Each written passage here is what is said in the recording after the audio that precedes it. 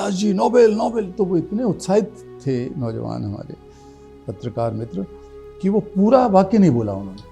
तो मैं सोचा कि संभव है कि किसी बच्चों पर काम करने वाले को मिल गया हो दुनिया में, तो वो मेरा वो एक बाइट चाहते हो, या भारतीय को मिल गया तो बात ही क्या है, किसी को कितना गर्व की बात है। मैं अभी भी ये ऐसे धार्मिक समाज की कल्पना करता हूँ जिसमें करुणा बुनियाद में हो। उसने बंदूक निकाल ली थी, पिस्टल, लेकिन पुलिस वाले उसके साथ मिले हुए थे, तो पुलिस वाला चिल्ला चिल्ला के उस मालिक को कह रहा था, दुनिया अभी भी सभ्य नहीं हुई, दुनिया अभी भी विकास के नाम पर, सभ्यता के नाम पर, संस्कृति के नाम पर, धर्म के नाम पर तमाम सारी कितनी ही ढिंढोरा पीटती रही। लेकिन एक भी बच्चा अगर मर रहा है, हम जैसा हर व्यक्ति ये चाहेगा कि न केवल भारत पाकिस्तान में या साउथ एशिया में शांति और सौहार्द हो। हाथ जोड़े खड़े रहे और बोले, देखिए बाबूजी, स्कूल जाने के लिए तो आप लोग पैदा होते हैं,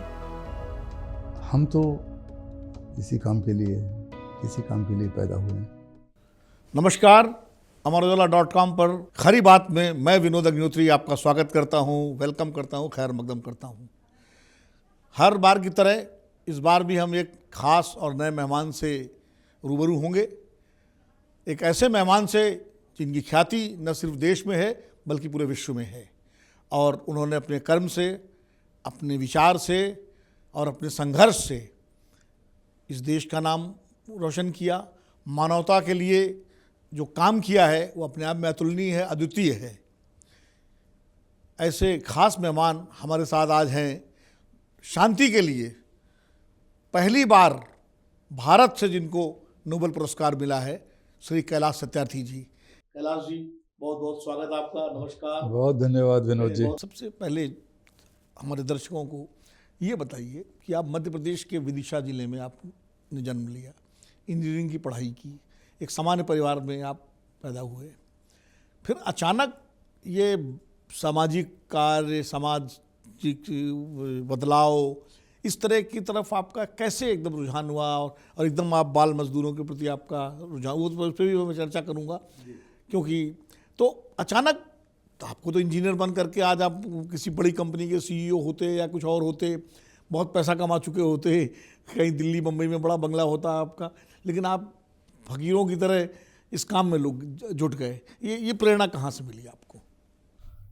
देखिए, मेरा परिवार बड़ा धार्मिक परिवार था, सामान्य परिवार था, लेकिन मेरे पिताजी बड़े राम भक्त थे। हालांकि वो पुलिस में, जब मैं पैदा हुआ तब तो सिपाही थे, बाद में हेड कांस्टेबल से रिटायर हुए, लेकिन वो अपने जो फालतू समय मिलता था फ्री टाइम में, वो रामचरितमानस और विनय पत्रिका और इस तरह की चीज़ें करते रहते थे। तो एक सोच जो घर में बना सभी का, या जो संस्कार बना, वो उस तरह का रहा।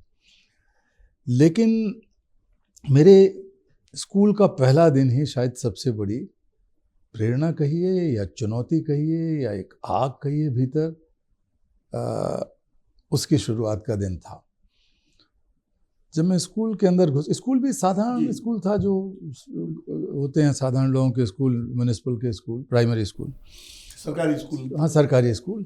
तो उसमें जब मैं घुस रहा था तो स्कूल के बाहर 2-3 सीढ़ियाँ थीं, और सीढ़ियों के ठीक नीचे मुझे दाहिने तरफ को मेरी उम्र का एक बच्चा, करीब 5-6 साल का, मैं भी 5.5 साल का था, मुझे जूतों पे पॉलिश करते या जूते चमका नहीं रहा था उस वक्त, रखे हुए थे जूते तो वो चमकाता ही होगा। तो वो बड़ा टकटकी लगा के बड़ी सोनी आंखों से हमारी तरफ देख रहा था, मेरी या दूसरे जो बच्चे स्कूल जा रहे थे, कि शायद हम में से कोई उसके अपने जूतों पे पॉलिश कराएगा या कुछ सुधरवाएगा, कुछ पैसे मिलेंगे उसे। लेकिन पहले दिन तो कौन पुराने जूते और फटे पुराने जूते लेके जाता है, सब नए जूते पहने हुए थे, साफ सुथरे थे। अंदर जाके मैंने अपने शिक्षक से पूछा कि मास्टर साहब, हम सब तो स्कूल के अंदर हैं, लेकिन ये एक लड़का बाहर क्यों बैठा है? क्योंकि मुझे तो बचपन में परिवार में यही सिखाया था, मैं तो यही जानता था कि एक उम्र के बाद सबको स्कूल जाना पड़ता है, हमें भी स्कूल जाना पड़ रहा था। और अपने परिवेश में सब बच्चे सब जाते ही थे स्कूल में, रिश्तेदारी में, परिवार में, जान पहचान वालों में। तो शिक्षक थोड़ा चौंके, ये अजीब सा सवाल, और वो भी मैं इस बच्चे वो भी मैं पहली बार हिम्मत कर रहा था। तो उन्होंने कहा देखो ये कोई नई बात नहीं है, ये आम बात है, गरीब के बच्चे अपने माता पिता की मदद करते हैं। तो उन्होंने कहा पहले दिन है तुम्हारा, तो सबसे मिलो जुलो, स्कूल के साथ फेमिलियर हो। तो मैं चुप रहा, लेकिन जब दोपहर में निकला तो वो खुले आसमान के नीचे फिर अपना वैसे ही बैठा हुआ था। उस समय उसके पिताजी भी बैठ गए थे, दोनों बैठे थे। मैंने अपने घर में ये बात पूछी, दोस्तों से भी पूछी, सबका लगभग यही जवाब था, अरे कोई बात नहीं है, तुम्हें क्या करना। लेकिन मैं रोज़ उसे देखता था और मुझे लगता था मुझे क्यों नहीं करना भाई, जब मैं जा रहा हूँ स्कूल तो ये क्यों नहीं जा सकता। तो एक दिन मैंने, विनोद भाई, बहुत हिम्मत करके, कई दिन लगे मुझे जुटाने में हिम्मत, तो मैं रुका और लड़के और उसके पिता से यही बात पूछी। तो वो मेरी तरफ एकदम चौंके मेरी बात सुन के। मैंने कहा कि दादा आप अपने अब किसी स्कूल क्यों नहीं भेजते। तो उठ के खड़े हुए हाथ जोड़ के, बोले बाबूजी मैंने तो कभी सोचा नहीं है, क्योंकि मेरे तो दादा परदादा सब यही करते थे, मैं भी यही करता था, और अब मेरा बेटा कर रहा है। फिर उनकी एकदम, उन्होंने नज़र झुकाई, हाथ जोड़े खड़े रहे और बोले देखिए बाबूजी, स्कूल जाने के लिए तो आप लोग पैदा होते हैं, हम तो इसी काम के लिए पैदा हुए हैं। तो मैं उनकी आंखों को, उनके चेहरे को देख नहीं पाया, इतना उसमें निराशा, हताशा, कहिए कि एक हार जैसी दिखी। तो वो तो कुछ बोले नहीं ज़्यादा, लेकिन मैं रोने लगा, क्योंकि हर कोई पहले ये कह चुका था कि ये तो इसी काम के लिए पैदा हुए हैं, और वो पिता भी यही सोच रहा है। तो इसका मुझ पर बहुत गहरा असर पड़ा। तो मैंने इससे दो बातें सीखी। एक तो कि जो शिक्षक, पढ़े लिखे लोग, माँ बाप, भाई वगैरह कह रहे हों, बड़े बड़े अच्छे लोग, ज़रूरी नहीं है कि जो वो कह रहे हैं वो एक न्यायपूर्ण बात हो। मतलब उसे न्यायपूर्ण शब्द तो नहीं आता था मुझे, लेकिन कुछ गलत मुझे लग रहा है कि सही नहीं है, ये बात सही नहीं है, उनको कह रहे हैं सही नहीं है, क्योंकि जो अब चीज़ हमारे लिए सही है उनके लिए गलत है, ऐसा कैसे हो सकता है। और दूसरी बात मैंने देखी कि केवल वही बच्चा नहीं, मेरी आंखें खुली तो मैं गली में यहाँ वहाँ कई बच्चे ऐसे मिले जो चाय की दुकान पे कुछ कर रहे थे, सफाई कर रहे हैं सड़कों की, ये कर रहे हैं, मोटर कार मैकेनिक यहाँ सफाई कर रहा है। हाँ, मोटर कार तो उस समय नहीं थी हमारे यहाँ, लेकिन चाय की दुकानों पर हाँ मिलते ही थे उस समय, छोटी मोटी दुकानों पे। तो मुझे बहुत गहरा इसका असर पड़ा, और फिर मैं इन चीज़ों में थोड़ा शामिल हुआ। कुछ जब मैं 11 साल का था तो मेरे स्कूल के कुछ मेरे सबसे अच्छे दोस्त, मेरा सबसे अच्छा दोस्त था एक, श्री कृष्ण उसका नाम था, वो स्कूल में नहीं आया जब नई क्लासेस शुरू हुई जुलाई में। हमारा मई जून में स्कूल बंद रहता था। तो मैं बहुत दुखी हुआ, पूछताछ की मैंने, उसके घर भी गया तो पता लगा कि उसके भाई अकेला यहाँ रहता था, गांव से वो लोग आए थे और छोड़ के चले गए मकान, वो कमरा, क्योंकि कमरे का किराया देने का पैसा नहीं था, भाई को पढ़ाने का पैसा नहीं था, तो बड़ा भाई इसको श्री कृष्ण को भी ले गया। मैं बहुत दिनों तक रोता रहा, अपने मेरे घर के बाहर एक मंदिर था, माता का प्रार्थना करता रहा उनसे, क्योंकि परिवार इसी तरह का था कि श्री कृष्ण वापस आ जाए, वो नहीं आया। फिर मैंने कुछ और दोस्तों से मिलके बात किया, मेरे मन में एक विचार आया, रोने धोने से कुछ नहीं होगा, ऐसा कुछ करें कि जितने बच्चे स्कूल छोड़ते हैं वो किताबों और फीस की वजह से छोड़ते हैं। उन दिनों तो फीस भी लगती थी थोड़ी बहुत, एक आना या कुछ लगता था, 4 पैसे 6 पैसे।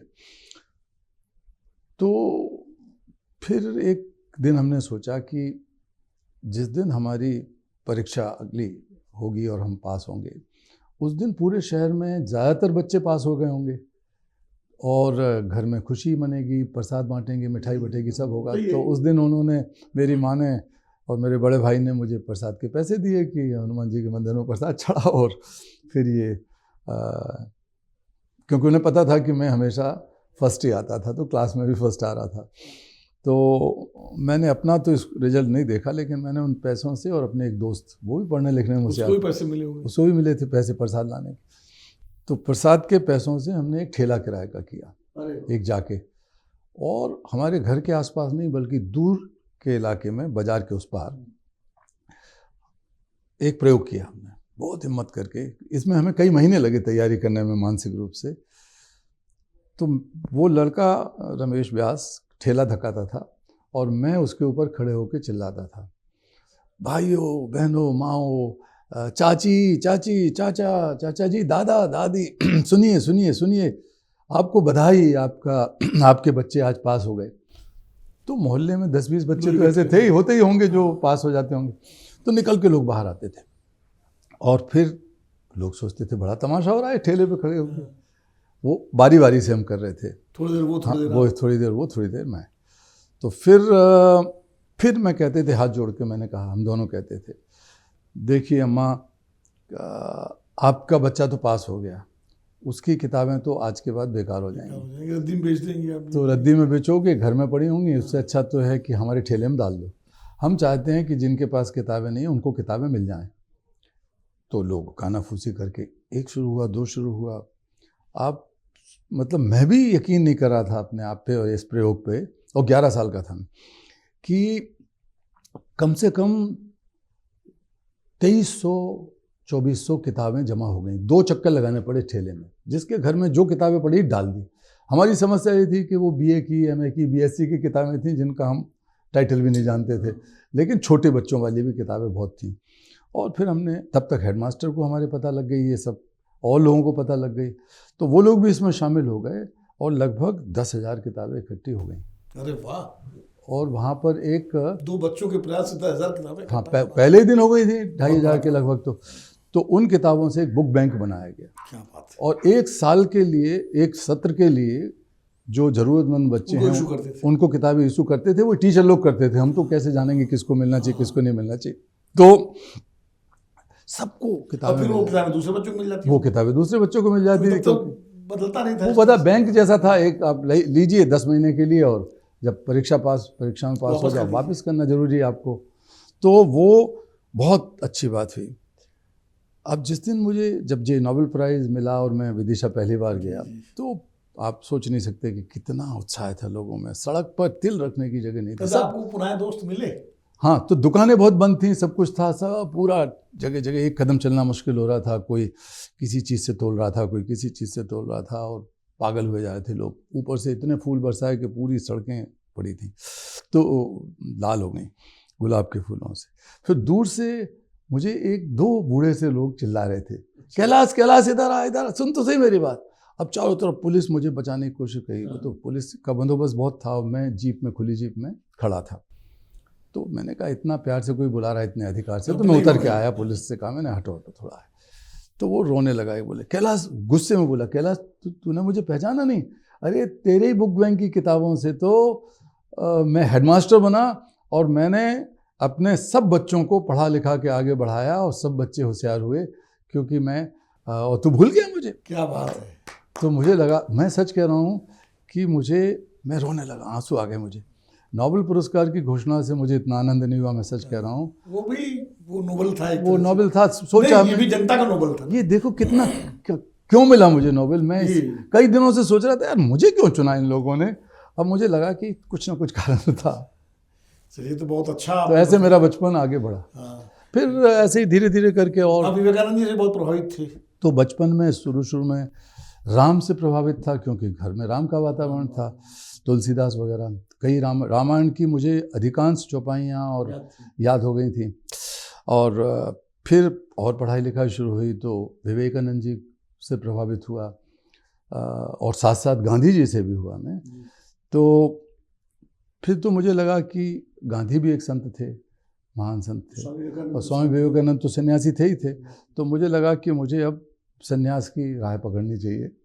तो मैं उसी तरह के कपड़े पहनने लगा। मैं चादर, मेरे घर में वो पहले क्या होता था कि महिलाएं जो घर की बहुएं हैं उनको वो चादर ऊपर से लपेटती थी, वो चादर, तो वो चादर वो पीला सा होता था।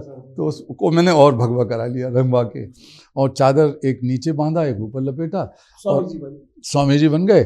अब घोषित तौर पर नहीं बने, स्कूल तो जाते ही थे, कॉलेज जा रहे थे, इंजीनियरिंग कॉलेज जा रहे थे, तब ये कर रहे थे। और फिर वहाँ पर नदी के किनारे, बेतवा नदी के किनारे जो भी मिला उसको फिर मैं कुछ उपदेश देने लगा, और बड़ा मुझे आनंद आता था इसमें अच्छी बातें करने। विवेकानंद जी की किताबें मैंने पढ़ रखी थी, रामचरितमानस मैंने बताया काफ़ी याद थी। तो मैं अच्छी बातें करने लगा उनसे। लेकिन वो फिर धीरे धीरे मुझे डॉक्टर राम मनोहर लोहिया की चीज़ें मैंने पढ़ी, तो फिर उनका भी बहुत असर हुआ मुझ पर कि तो ये सब गड्ढमड्ढ हो फिर गया। आप आर्य समाज की तरफ कैसे आए? फिर मुझे लगा क्योंकि कि आप तो ब्राह्मण परिवार में, सनातनी परिवार में जन्म लिया था आपने। हाँ, लेकिन आर्य समाज की तरफ आए इसलिए कि वहाँ एक आर्य समाज के जो मंत्री थे वो बहुत सक्रिय थे, और जो वहाँ के जितने भी इस तरह के लड़के थे, नौजवान थे, जो मैं प्रसिद्ध इसलिए हो गया था कि मैं बुक बैंक के कारण और भी कई कारणों से, तो वो चाहते थे छोटे शहर में प्रसिद्धि जल्दी हो जाती, सब लोग जान जाते हैं कि ये वही लड़का है, ये वही आदमी, तो वो अपना ले जाने लगे मुझे, तो ये हो गया। फिर मुझे ये समझ में आया सत्यार्थ प्रकाश पढ़ने के बाद कि ये जो वैदिक धर्म है, या धर्म तो क्या है, जो वेद का दर्शन है, जो वेद का अध्यात्म है, जो वेद की शिक्षाएं हैं, वो बहुत गहरी हैं, और उसकी सही विवेचना स्वामी दयानंद ने करी है। और मुझे ईश्वर के निराकार स्वरूप में भरोसा ज़्यादा हो गया, क्योंकि मैं मेरे मन में पहले से भी शंकाएं हो रही थी, क्योंकि मैंने बहुत कोशिश किया ईश्वर को पाने की। मैं सच बताऊं आपको कि बड़े बड़े साधुओं ने किसने कितनी ईश्वर को पाया नहीं पाया, लेकिन मैंने पाने की कोशिश ज़रूर की। 12-14 साल की उम्र में मैं पूरा 9 दिन उपवास रखता था। दुर्गा के नवरात्रि जब आती थी, नवरात्रि की रात को अपना फल खाऊंगा और दिन भर उपवास रखूंगा, और सारे उपवास कर दिए। रामनवमी, ये अपना जन्माष्टमी और शिवरात्रि तो होती थी, सब पूरा घर ही करता था, हनुमान जयंती, ये सब करते थे। और फिर वेदवा पे मंदिर में बैठ के मैं रात भर हनुमान चालीसा पढ़ूंगा कि मुझे हनुमान जी के दर्शन हो जाएं, रामचरितमानस पढ़ूंगा कि रामचंद्र जी के दर्शन हो जाएं। लेकिन वो और बहुत ही जितना हो सकता था श्रद्धा के साथ करता था, और इसलिए नहीं कि मुझे कुछ मिल जाए, मेरे मन में ये नहीं था, लेकिन जो काम मैं कर रहा था उसमें बहुत फ़ायदा होगा ये सोच के मैं करता था। तो उसमें मुझे नहीं हुए दर्शन। फिर मुझे लगा कि जो वेद में संदेश है कि सभी के अंदर ईश्वर का वास है, तो ऐसी बहुत जगह उसमें समझाने की कोशिश हुई, और ऋषि दयानंद ने और ढंग से समझाया। तो यूँ तो जैसे तुलसीदास ने कहा सिया राम मैं सब जग जानी, तो सिया राम मैं है, हाँ, तो इसी तरह। लेकिन वेद में कहा ईशावास्यम इदम सर्वम यत्किंच जगत्याम जगत, तो समझ में आया कि यहाँ भी वहाँ भी सब जगह वेद कह रहा है, वेद का ऋषि की ईश्वर है, हम में तुम में, हर चीज़ में, तो चलती हुई चीज़ में, रुकी हुई चीज़ में, सब में ईश्वर। तो फिर मुझे वो ईश्वर पर भरोसा हो गया, और वो भरोसा आज तक कायम है। तो मैं वैसे कट्टर आर्य समाजी नहीं बना, कर्मकांडी, लेकिन ज़्यादा आपका वो नहीं रहा। हाँ, नहीं करता था मैं, अभी भी करते हैं हम, यज्ञ हमारे घर में होता है, सुमेधा जी करती हैं, मैं भी बैठता हूँ उसमें, क्योंकि ये सुमेधा जी तो है आर्य समाजी परिवार से हैं। मैं तो सनातनी उस तरह का था, लेकिन आर्य समाज के सिद्धांतों में मुझे पूरी आस्था है। और आर्य समाज ने आपको ये जो आपने काम किया, जिसके लिए आपको सम्मानित भी किया गया, आपकी पहचान बनी, हाँ, उसमें भी आर्य समाज ने भी प्रेरणा दी। एक तो मेरी शादी हुई आर्य समाज परिवार में, दूसरा स्वामी अग्निवेश जी से मेरा परिचय हुआ। दिल्ली कैसे आना हुआ आपको? दिल्ली तो विदिशा से निकल करके दिल्ली तो वैसे ही किसी कार्यक्रम में हम आए अपने एक दोस्त के साथ, तो चले गए। मैं लिखता बहुत था, आपको पता है, उस समय भी नवभारत टाइम्स में, जनसत्ता में, और धर्मयुग में, दिनमान में भी लिखा मैंने 1-2 आर्टिकल। तो आर्टिकल खूब छपते थे। हाँ, इंजीनियरिंग कॉलेज में पढ़ते हुए लिखता था मैं। नवभारत टाइम्स में खूब छपते थे। हाँ, नवभारत टाइम्स में छपते थे। आपके सामने ही हम कभी आते थे, तो राजेंद्र माथुर जी बहुत प्यार करते थे हमको उस समय से, जब वो नई दुनिया के संपादक थे। तो पहले मैं नई दुनिया में भी बहुत लिखता था। तो मैं एक जनज्ञान पत्रिका थी जो मेरे ससुर निकालते थे, और सुमेधा जी मेरी पत्नी जो आज हैं, वो उसकी सह संपादिका थी। तो मेरे मन में आया कि अब यहाँ तक आए, दिल्ली तक पहली बार, एक बार और आए थे बचपन में, लेकिन ध्यान नहीं था, तो क्यों ना अपने संपादक और प्रकाशक से मिलें। तो वहाँ करोल बाग में उनका ऑफिस था, वहाँ जाके मिले, तो फिर उन लोगों से परिचय हुआ, घनिष्ठता हो गई, बढ़ते चले गए, प्यार हो गया।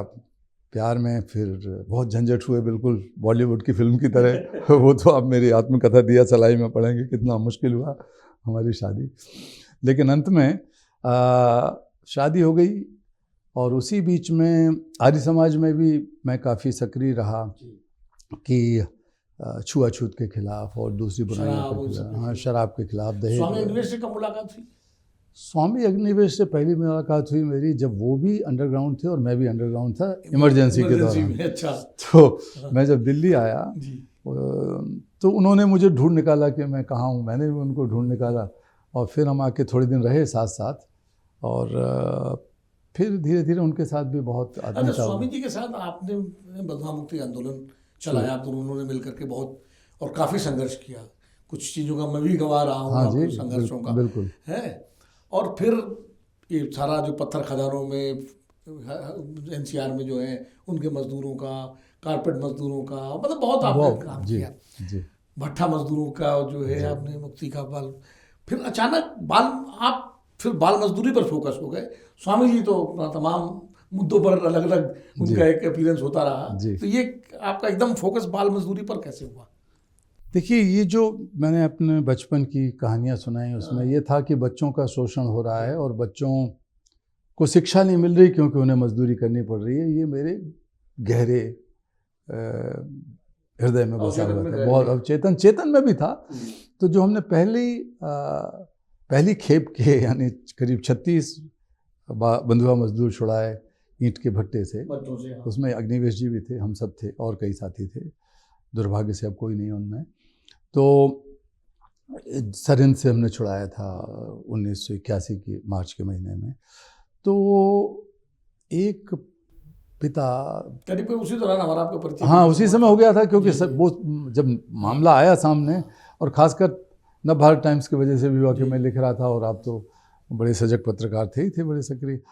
तो वो वासल खान नाम का एक आदमी ने किसी तरह हमारे बारे में पता किया क्योंकि उसकी 15 साल की बेटी जो ईंट के भट्टे में सरहिंद में पंजाब में पैदा हुई थी और वहीं बिकने वाली थी। कई वेश्यालय के लोग, दिल्ली के एजेंट लोग जा रहे थे और उसके शरीर को टटोल टटोल कर ये देख रहे थे कि कितने में खरीदी जाए, कितने में ना खरीदी जाए। सामान होता है क्योंकि वो मालिक लोग कह रहे थे कि नहीं ये बिल्कुल अनछुई है, कुंवारी है, फलाना ढिमका। तो बहुत ही गंदा सब कुछ हो रहा था। तो वो उसका पिता वासल खान भाग के किसी तरह निकला और किसी ने हमारी पत्रिका का जिक्र नहीं, एक पुरानी कॉपी दे दी। पत्रिका हमारी संघर्ष जारी रहेगा, आपको याद है, शायद आपने लिखा भी है कारोबार उसमें कुछ। तो फिर जब उसने इसके बाद क्रांति धर्मी शुरू की हमने, तो आपकी बिरादरी में ही आता हूँ मैं भी, ऐसा नहीं है कि आप ही बॉस हो, आपके साथ साथ उन दिनों मैं भी पत्रकारिता कर रहा था। तो जंतर मंतर में बाद में आए। तो खैर, तो वो फिर जब मैं लिख रहा था उसकी बात, क्योंकि वो तो इसी एक ही अपेक्षा से आया था कि उसकी कहानी हम लिखेंगे और वो पत्रिका ऐसे ही विषयों के लिए समर्पित थी। तो मैं ये लिखते लिखते मेरे मन में आया कि ये साबो मेरी बहन होती, मैं 26 साल का था, वो 15 साल की थी, तो मैं क्या करता, मैं लिखा पढ़ी करके और चुपचाप ये इंतजार नहीं करता कि कोई सरकारी अधिकारी पढ़ेगा, फिर संज्ञान लेगा, शायद कोई मदद कर दे, लेगा कि नहीं लेगा, और लेगा कि नहीं लेगा ये भी पता नहीं। तो अंत में मैं उसको मैंने बोला, फिर अग्निवेश जी को बोला, उस समय वो MLA थे हरियाणा में, आधा टाइम वहाँ रहते थे स्वामी जी, चंडीगढ़ में, और यहाँ भी आते रहते थे। उनको हमने मिल के बातचीत किया, कुछ और मित्रों को संजोया और वहाँ जाके उनको रेस्क्यू कराने की कोशिश की, सबको छुड़ाने की। बहुत हमारी सबकी पिटाई हुई, ज़्यादा तो इतनी नहीं हुई कि मर जाएं, लेकिन बच गए सब। वासल खान जरूर पकड़ा गया और उसके साथ उन्होंने बहुत अत्याचार किया, लेकिन बच्ची को छुड़ा लिया आप? बच्ची को नहीं छुड़ा पाए, किसी को नहीं छुड़ा पाए। पहले मामले में हम असफल हो गए, लेकिन हम लौटे, हमने हौसला नहीं छोड़ा। फिर हमने एक मित्र को ढूंढा जो वकील थे, और वो अग्निवेश जी के ही मित्र थे, वो स्वामी जी के, गोविंद मुखोटी जी। हाँ, गोविंद मुखोटी जी तो काफ़ी तो प्रसिद्ध थे, मानवाधिकारवादी थे। उन्होंने तुरंत ही इस मामले को PUDR तो उन्होंने उसको उस मामले को कोर्ट में हेवियस कॉर्पस के रूप में ले गए और चंद दिनों के अंदर ही 36 बच्चे, बड़े, सब तरह के लोग, माँ बाप, उनके छूटे कोर्ट के आदेश से। कोर्ट के आदेश से इतना ज़्यादा हो गया कि फिर वो फिर तो आप बच्चों पर फिर बच्चों पर ही क्योंकि जो कालीन उद्योग में बच्चों की बाल मजदूरी के खिलाफ आपने जो है हाँ, किया। लेकिन पिटाई तो आपकी गोंडा में हुई थी, भट्ठे वाली जो थी, वो हुई जिसमें आप पे सर्कस में। हाँ, सर्कस में, जिसमें जानलेवा हमला हुआ था आपको, और बस बच ही गए थे किसी तरह से आप।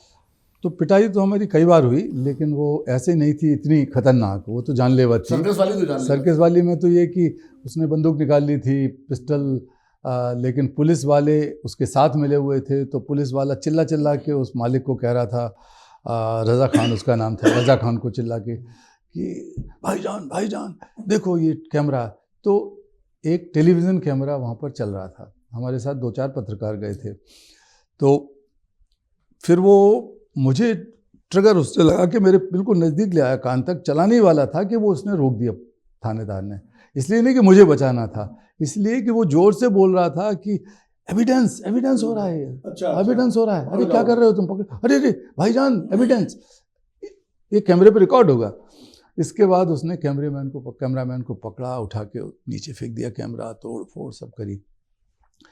तो खैर तब तक हम बच के निकल रहे थे, तो उसके आदमियों ने और उसने फिर लोहे की राडों से और जो मिला उनको, वहाँ तो ऐसे ही लोहा लक्कड़ बहुत रहता है सर्कस के अंदर, तो जो जिसके हाथ में लगा हम लोगों पे हमला किया। हम लोग 3 लोग बहुत बुरी तरह घायल हुए, हमारा बेटा भुवन और एक और कार्यकर्ता गोविंद और मैं खून से लथपथ पड़े थे वहाँ। फिर कोई राहगीर उठा के ले गया, वो राहगीर भी देखो इत्तेफाक से कोई पत्रकार की गाड़ी आ रही थी, यहाँ पर निकल रही थी, उसने देखा कि क्या है, उसके लिए तो न्यूज़ की चीज़ थी, रुक गया। लेकिन फिर उसने देखा कि ये तो कैलाश जी पड़े हैं, मुझे जानता था वो, तो जल्दी से डाला और हमको फिर लखनऊ के इमरजेंसी में ले जाके दाखिल कराया, बहुत बुरी हालत में। अच्छा, जिसमें आप इस संघर्ष कर रहे थे, उस समय कभी आपने सोचा भी नहीं होगा कि आपको नोबेल पुरस्कार मिलेगा और आपके इतने अंतर्राष्ट्रीय स्तर पर आपको सम्मान मिलेगा?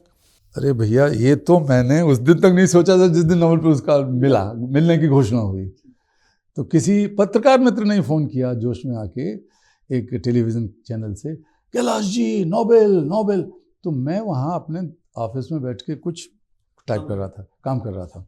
काम क्या कर रहा था, मुझे जर्मनी में किसी ने बुलाया, टिकट तो वही देते, लेकिन मैंने सोचा कि महंगा टिकट के बजाय जो सबसे सस्ती टिकट वो आदत पड़ी हुई थी हमारी, तो वो देख रहे थे हम लोग वही देखते ही हैं, सब देखते ही हैं टिकट। अभी भी मेरी आदत है कि सस्ते टिकट ही ढूंढता हूँ या ढूंढवाता हूँ अपने लोगों से। तो वो करते करते में उसका फ़ोन आया, कैलाश जी नोबेल। तो वो इतने उत्साहित थे नौजवान हमारे पत्रकार मित्र कि वो पूरा वाक्य नहीं बोला उन्होंने। तो मैं सोचा कि संभव है कि किसी बच्चों पर काम करने वाले को मिल गया हो दुनिया में, तो वो मेरा वो एक बाइट चाहते हो, या भारतीय को मिल गया तो बात ही क्या है, किसी को कितना गर्व की बात है। तो मैं जल्दी से उसको कंप्यूटर पे ढूंढने लगा और मैंने कहा यार 1 मिनट के लिए रुको, मैं अभी बताता हूँ। तो ढूंढ रहा हूँ, वो तब तक आया नहीं। लेकिन हमारे नीचे से हमारे कुछ साथी राकेश सिंगर वगैरह जो आप जानते हो, वो उछलते हुए आ गए, भुवन भी आ गया, सब आ गए और खुशी के मारे आ गए वो। अब तब तक खबर लग गई, वो तो नीचे भी आ गया खबर, तब सब भूल भाल गए। फिर मैंने सोचा ये हादसा मेरे ही साथ हुआ है, लेकिन ये मुझे यकीन करने का कारण नहीं था ना कोई कि मुझे ये मिल सकता है। अच्छा, आपको और मलाला यूसुफजई को एक संयुक्त नोबेल पुरस्कार मिला शांति का, एक संदेश भी गया कि भारत और पाकिस्तान से, लेकिन उस शांति के नोबेल पुरस्कार का दोनों देशों की सरकारों ने, मतलब कायदे से तो होना ही चाहिए था कि शांति, आप एक प्रतीकात्मक रूप से जब 2 देशों के व्यक्तियों को मिला तो सरकारों को भी पहल करते हुए आपस में शांति की ओर बढ़ना चाहिए था। इसका तो थोड़ा कभी कभी कष्ट होता होगा कि कम से कम अगर ये जो जिस तरह की घटनाएं आतंकवाद की हो रही हैं, भारत में आतंकवादी घुस के आते हैं, पाकिस्तान में कोई बहुत अच्छी स्थिति नहीं है, तो एक मतलब चूँकि आप तो शांति के लिए पुरस्कार मिला है, बच्चों के अधिकारों के लिए मिला है, तो कहीं ना कहीं आपके अंदर एक ये इच्छा जगती है कुछ ऐसा हो जिससे दोनों देशों के बीच में और इस साउथ एशिया में खास करके मानवाधिकार और बाल अधिकारों पर कुछ बेहतर काम हो सके। हम जैसा हर व्यक्ति ये चाहेगा कि न केवल भारत पाकिस्तान में या साउथ एशिया में शांति और सौहार्द हो, बल्कि पूरी दुनिया में ही हो। लेकिन सबसे पहले तो पड़ोसियों के बीच में ये होना चाहिए, लेकिन दुर्भाग्य है कि वो नहीं हो पा रहा है। मैं तो कई बार पाकिस्तान गया हूँ और मैं सच कहता हूँ कि सामान्य लोग वहाँ के बहुत प्यारे हैं, सब जगह लोग प्यारे हैं। मैं राजनीतिज्ञों की या वहाँ की पुलिस की या इनकी उनकी बात नहीं कर रहा हूँ, सामान्य लोग और बच्चे, क्योंकि मैं तो बच्चों के मुद्दों पर गया हूँ, जब भी वहाँ गया हूँ, और तो कोई मेरा काम नहीं है। तो बच्चों के माँ बाप, जो गरीब बच्चे बंधुआ बनाए गए हैं वहाँ भी और बुरी हालत में हैं, तो वो माँ बाप भी उसी तरह मेरी इज्जत करते हैं। उनके बीच में तो कोई भेदभाव नहीं है कि मैं भारत से आके उनके बच्चों की मुक्ति की बात कर रहा हूँ। तो और हमारे देश में भी इसी तरह का सामान्य लोगों के भीतर, लेकिन ये हम दोनों देशों या हमारे 4-5 जो देश हैं पड़ोस के, श्रीलंका है, बांग्लादेश है, ये सब मिलके अगर एक बड़ी ताकत के रूप में उभरते बनते, हथियारों पे खर्च, हथियारों की होड़, इनके बजाय बच्चों, हाँ, परस्पर सौहार्द होता तो परस्पर विकास के भी रास्ते ज़्यादा चौड़े होते, ज़्यादा खुलते, ज़्यादा अच्छा होता, तो उसका असर पूरी आने वाली पीढ़ियों पर पड़ता। सीमाओं पर बंदूक ताने खड़े हैं, हाँ, एक दूसरे के खिलाफ। कितना दुर्भाग्य है। कैलाश जी, इस वक्त जिस दुनिया जिस हालत में गुजर रही है, गजा में इसराइल और फ़िलिस्तीनियों के बीच में जो संघर्ष हुआ, इसमें हजारों लोग मारे गए, यूक्रेन रूस का युद्ध चल ही रहा है अभी भी, और भी जगह जगह तमाम अशांति के क्षेत्र हैं, और सबसे ज़्यादा इससे प्रभावित महिलाएं और बच्चे होते हैं। तो आप जैसे जो नोबेल पुरस्कार के विजेता, जो शांति दूत माने जाते हैं, उन लोगों ने कभी कोई एक सामूहिक संयुक्त पहल ऐसी क्यों नहीं की जिससे तमाम राष्ट्राध्यक्षों से एक अपील हो कि भाई कम से कम इस तरह के जो अशांत क्षेत्र हैं वहाँ महिलाओं और बच्चों की सुरक्षा और उनके स्वास्थ्य का, उनका उसका तो इंतजाम हो। लड़ाइयाँ होती हैं, सैनिक लड़ते हैं, मरते हैं, लेकिन सबसे ज़्यादा दुष्प्रभाव पड़ता है महिलाओं और बच्चों पर पड़ता है। देखिए, मैं तो ये मानता हूँ कि अगर युद्ध में कहीं भी एक भी निरीह बच्चा, निरपराध बच्चा मौत का शिकार होता है, उसकी हत्या होती है या भूख से मरता है, बीमारी से मरता है, घायल होकर मरता है,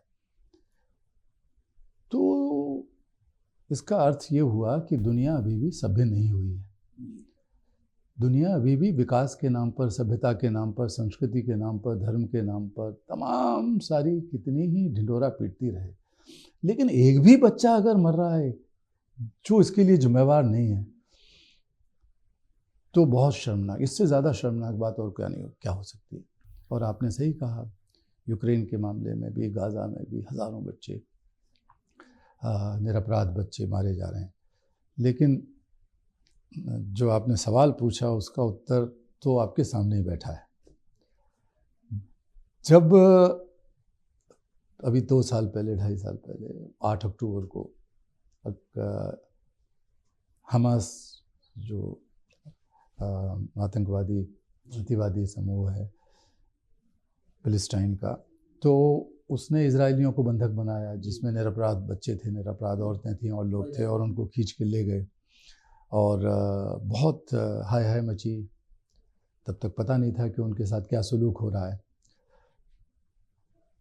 तो मुझे लगा कि अब ये रुकने वाली चीज़ नहीं है। ये नया जो वेव आया है, जो नया तूफान इसके परिणाम स्वरूप आएगा, वो और ज़्यादा गंभीर होगा, और इसका खामियाजा बहुत बहुत हज़ारों बच्चों को और महिलाओं को, खासकर बच्चों को भुगतना पड़ेगा, और वो गाज़ा के बच्चे होंगे।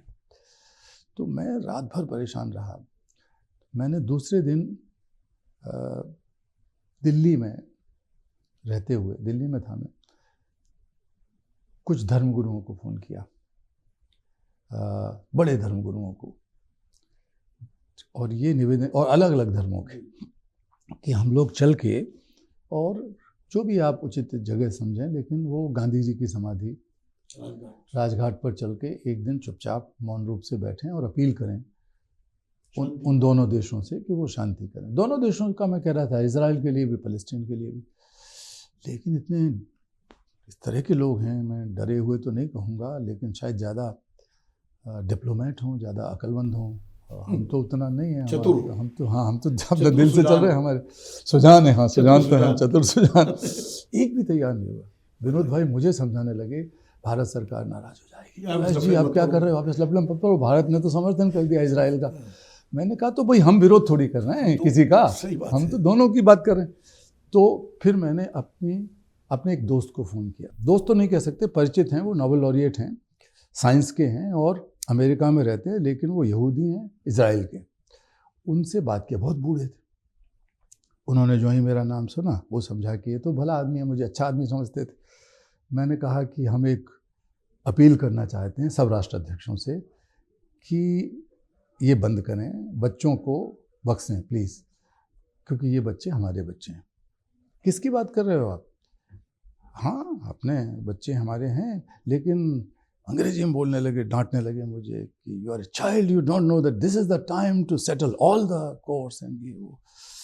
तो मैंने कहा भाई, मैं कह रहा हूँ कि हमें गाज़ा और यहाँ के दोनों के बच्चों को कहना चाहता हूँ कि उनको बचाया जाए। बहुत नाराज़ हुए, बोले मुझे तुमसे ये आशा नहीं थी। अब मैं चुपचाप रहा, उन्होंने फ़ोन रख दिया। फिर मैंने, मेरी एक मित्र हैं जो गल्फ़ कंट्रीज़ हैं और उनको नोबेल प्राइज़ मिला है, छोटी बहन की तरह, बहुत प्यारी है। उसके 2 बच्चे हमारे यहाँ कई महीनों रह के गए हैं आश्रम में, और घर में भी रहे हैं, बेटा और बेटी।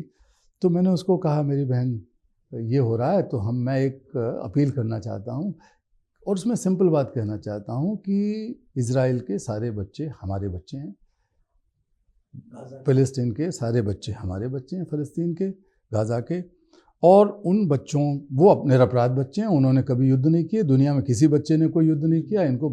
इनको रोका जाए और इनके ऊपर किसी प्रकार का जुल्म ना हो, इनकी दवाई, इनका भोजन, इनका पानी निरवरोध चले, इसमें कोई अवरोध नहीं आना चाहिए। तो इस बात को वो रोने लगी ज़ोर ज़ोर से। वो भी ये बोली तुम मेरे बड़े भाई की तरह हो और तुम इज़राइल के बच्चों की बात कर रहे हो। और वो फिलिस्तीन बच्चों में हाँ, तकलीफ थी इनको इज़राइल। अब ये दोनों नोबेल पुरस्कार विजेता। तो मैंने कहा बहन सुन ले तू। पहले मैंने उसके हस्बैंड को कहा, मोहम्मद उनका नाम है, मोहम्मद साहब हमारी बहन को पानी पिलाओ, कुछ ठीक करो गुस्से में। फिर मैंने 1-2 घंटे बाद फ़ोन किया, फिर दूसरे दिन फ़ोन किया, फिर मैंने एक चिट्ठी लिख के भेजी और लिख दिया यही बात, all Israeli children are our children, all Palestinian children are our children, and वो सब बातें। और फिर मैंने कहा कि हम इन बच्चों के ऊपर किसी प्रकार का जुल्म नहीं चाहते और राष्ट्राध्यक्षों से अपील करेंगे। और वो चिट्ठी मैंने सारे नोबेल पुरस्कार विजेताओं को भेज दी, सभी विषयों के। और पहली बार इतिहास में ये हुआ, पहली बार, और मुझे बहुत खुशी है कि 103 नोबेल पुरस्कार विजेताओं ने सब विषयों के शांति, हाँ शांति के तो हम हैं ही 2 दर्जन से कम है, 20-22 हैं, लेकिन शांति के अलावा बहुत लोगों ने, 80-90 और दूसरे लोग थे जिन्होंने साइन किए। और कई लोगों ने मुझे फ़ोन करके कहा, मैंने 40-50 लोगों को फ़ोन भी किए कि देखिए ये हालत है। मैं तो बड़ा भावुक हो रहा था। मैंने 1 हफ्ते ये काम किया, 1 हफ्ते के अंदर 103 नोबेल पुरस्कार विजेताओं ने हस्ताक्षर किए। उसको मैंने देश के प्रत्येक, हमारे ऑफिस से, दिल्ली से, प्रत्येक देश के राष्ट्राध्यक्ष को भेजा।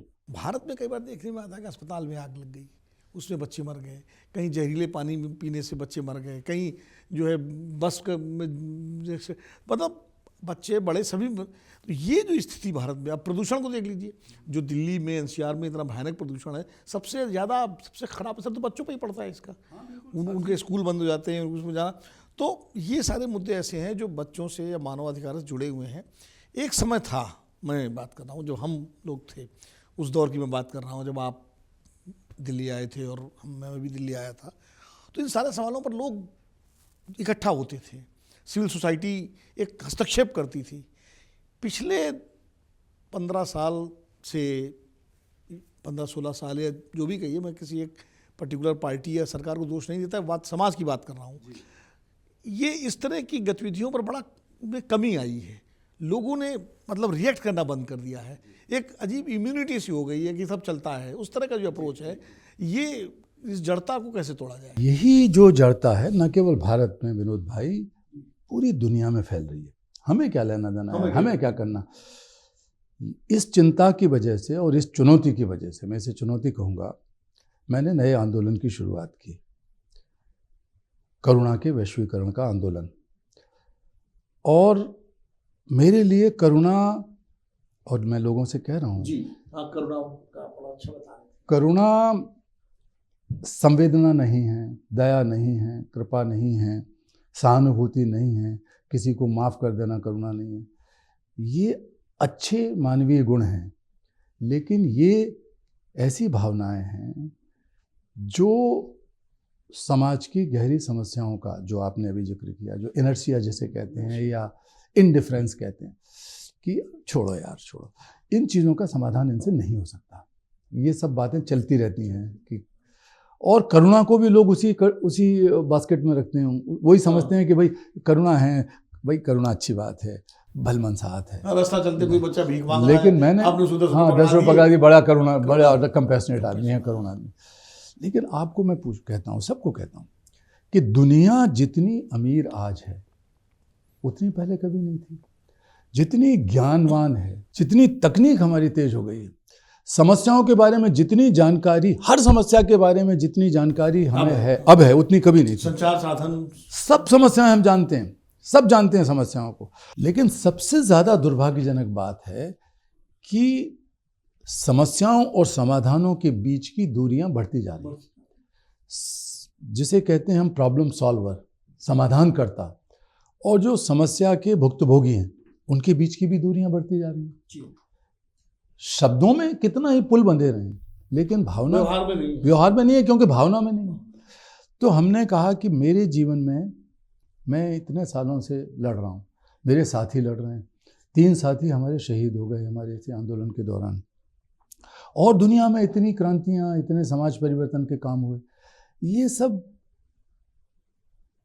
किस चीज़ से प्रेरित होकर होते हैं? वो एक फोर्स है। तो हमने कहा करुणा एक शक्ति है, परिवर्तनकारी शक्ति, जो दूसरों की समस्याओं को अपनी समस्याओं की तरह महसूस करने से जन्मती है। अब ये मौका है कि भारत की धरती से, जो हमारी इतनी पुरानी सांस्कृतिक, आध्यात्मिक, दार्शनिक चेतना रही है, सोच रहा है, उसके माध्यम से पूरे संसार में करुणा का वैश्वीकरण करें। तो आप यकीन मानिए कि 1.5 साल पहले, 1.5 साल भी नहीं हुए, 1.25 साल पहले हमने इस आंदोलन को शुरू किया, और दुनिया के कई देशों में जितनी तेजी से लोगों ने इसमें अपना उत्साह दिखाया, और मेरी जो किताब अभी आई अंग्रेजी में, करुणा, हाँ करुणा द पावर ऑफ कंपैशन, सो उसमें साबित किया मैंने कि निष्काम कर्म योग ही करुणा है। जब आप किसी अपेक्षा के बिना, जब किसी प्राप्ति के बगैर या किसी अहंकार के बगैर आप दूसरे की तकलीफ को अपनी तरह महसूस करके दूर करने का जद्दोजहद करते हैं, वो निष्काम कर्म है। इसका सबसे बड़ा उदाहरण तो गांधी जी है। गांधी जी हैं सबसे। मैं कहता हूँ दुनिया में जितने धर्म हुए विनोद भाई, सारे धर्म और सारी क्रांतियाँ और सारे समाज परिवर्तन के प्रयास जिस चेतना से, जिस प्रेरणा से, जिस शक्ति से जन्मे, जिस बीज से जन्मे, वो करुणा है। लेकिन जब उनका आकार बनने लगा, उनके पिछलग्गू होने लगे, संस्थागत हो गया, तो संस्थाओं के अंदर अपनी विसंगतियां हैं, अपनी मुश्किलें हैं, और संस्थागत होने के बाद वो धर्म नहीं रहे, मजहब दर्शन नहीं रहे, क्रांतियां नहीं रही, समाज परिवर्तन के काम वो नहीं रहे। तो दोबारा से उसको जगाने का काम करने के लिए हमने कई तरह के प्रयास शुरू किए हैं। अब इस चर्चा को विराम देने उस पर एक आखिरी सवाल है, चूँकि आपका एक वैचारिक, ये तो जो आपका सामाजिक पक्ष है, उसके अलावा आपका एक वैचारिक राजनीतिक पक्ष भी रहा है। राजनीति मतलब मैं दलगत राजनीतिक बात नहीं कर रहा हूँ, एक वैचारिक राजनीतिक पक्ष जो है। एक समय था कि देश में जो तमाम राजनीतिक दल थे, उनके जो नेता होते थे, उनके अंदर ये भाव था जिसकी हम कि जैसे डॉक्टर लोहिया का आपने नाम लिया, जयप्रकाश नारायण का नाम लिया, गांधी जी का हमने बात की, या और दलों में भी मान लीजिए रहे, नेहरू जी रहे या अटल जी रहे, जो भी नेता रहे। आज जो मौजूदा परिदृश्य है राजनीति का सभी दलों में, कहीं ना कहीं इस चेतना का, इसका अभाव कहें, संकट कहें, दिखता है कि ये करुणा वाला जो भाव होना चाहिए कि लोगों की समस्या, जनता की समस्या को अपनी समस्या समझ करके उसके निराकरण की ओर बढ़ना, प्रयास करना, तो कहीं ना कहीं वो चेतना जगाने की भारत के अंदर, मैं भारत की बात कर रहा हूँ, विश्व की में तो आप कर ही रहे हैं, एक बार इसकी ज़रूरत है और इसके लिए क्या कोई सार्थक प्रयास कैलाश सत्यार्थी करेंगे? जी, हमने प्रयास शुरू किया है। भारत में भी बहुत लोग हैं। मैं कहता हूं कि यूं तो हर राजनीतिक दल में, हर धार्मिक या जिसे कहते हैं पंथ में, धार्मिक संगठन हो, पंथ हो, हर कॉरपोरेट के अंदर, हर शिक्षा केंद्र में, शिक्षा संस्थान में, हर न्यायपालिका में जिस बुनियादी ऑक्सीजन की ज़रूरत है वो करुणा की ऑक्सीजन है, जिसका क्षय हो गया, जो घट के सिकुड़ती जा रही है। क्योंकि करुणा का मतलब है आसपास की समस्या को पहचानना, अनदेखा करना, अवहेलना करना नहीं, जो कि राजनीति में आपको कम मिलेगा। घिसी पिटी बातें करना अलग बात है। दूसरा, उस संज्ञान लेने के बाद उसके साथ जुड़ना।